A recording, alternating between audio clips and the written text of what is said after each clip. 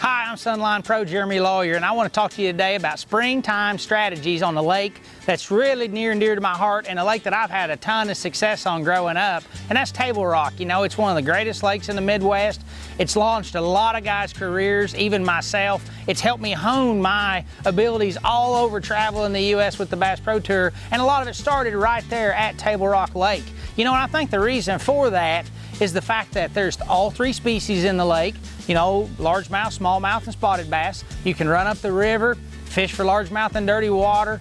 You can run out on the main lake, catch spotted bass in, you know, 100 feet of water suspended, or jump on some gravel and catch smallmouth on the lower end. It's just a really, really fun lake to fish. You know, and one way that I want to try and help you today is give you a technique or two to help you get more bites. And probably the main one that I've kind of honed in on over the years is that's just throwing a little finesse technique with just like a little swim bait on there. It's got 16-pound SX1 Sunline with the new FC Leader material from Sunline, and this is 8-pound. It's kind of the mediator between the two. I like to start with something that's kind of the middle of the pack. If I need to go light, 6.5, I can.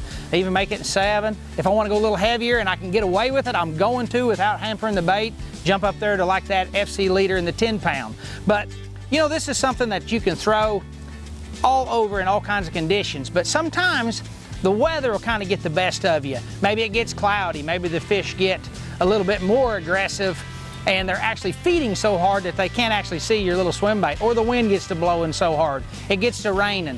You know, when I'm gonna get into those conditions, I'm gonna change up and I'm gonna go to something like a Spro rock crawler. I'm gonna get right up on the bank, throw it on 10-pound FC Sniper, and just cover a lot of water. But that's something that when the conditions call for it, you're still gonna catch the same fish you could target with this swim bait, but you're fishing from a different way. I kind of enjoy doing that a lot of times if the conditions allow, because I'm power fishing, I'm throwing a little bit heavier equipment, I'm turning around and covering more water, I feel like, than the finesse presentation.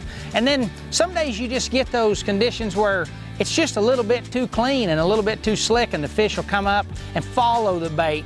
You know, and that's where I like to break out like a spoon or an ice jig and actually use my live scope or forward-facing sonar and throw it at the fish and make it shoot down in front of them, where you get more of a reaction bite. You know, that's something I'm gonna throw like on a 7.3 rod, like a medium heavy, and then depending on the depth I'm wanting to achieve, if I'm wanting to stay 25, 30, 40 foot, I'm gonna throw it on a little bit heavier. I'm gonna throw it on 12, 14, 16-pound FC Sniper. If I'm wanting to get it down there 70, 80 feet, the fish are over 110 foot of water, I'm gonna break it plumb down there to 10 and no heavier than 12.